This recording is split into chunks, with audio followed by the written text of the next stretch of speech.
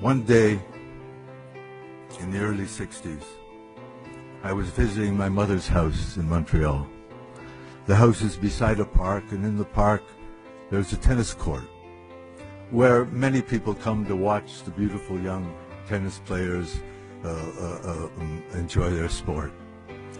I wandered back to this park, which I had known since my childhood, and there was a young man playing a guitar. He was playing a flamenco guitar, and he was surrounded by 2 or 3 girls and boys who were listening to him. I loved the way he played. There was something about the way he played that captured me. It was the way I wanted to play and knew that I would never be able to play. And I sat there with the other listeners for a few moments, and then there was a silence, an appropriate silence. I asked him if he would give me guitar lessons. He was a young man from Spain, and we could only communicate in my broken French and his broken French. He didn't speak English. And he agreed to give me guitar lessons. I pointed to my mother's house, which you could see from the tennis court, and we made an appointment. We settled the price, and he came to my mother's house the next day, and he said, "Let me hear you play something." I tried to play something. He said, "You don't know how to play, do you?" I said, "No, I really don't know how to play." He said, "First of all, let me tune your guitar. It's all out of tune." So he took the guitar and he tuned it. He said, "It's not a bad guitar." It wasn't the Conde, but it wasn't a bad guitar. So he handed it back to me. He said, "Now play." Couldn't play any better. He said, "Let me show you some chords." And he took the guitar and he produced a sound from that guitar that I'd never heard. And he played a sequence of chords with a tremolo. And he said, "Now you do it." I said, "It's out of the question. I can't possibly do it." He said, "Let me put your fingers on the frets." And he put my fingers on the frets. And he said, now play." It was a mess. He said, "I'll come back tomorrow."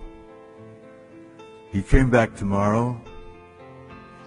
He put my hands on the guitar. He placed it on my lap in the way that was appropriate. And I began again with those 6 chords, 6-chord progression that many, many flamenco songs are based on. I was a little better that day.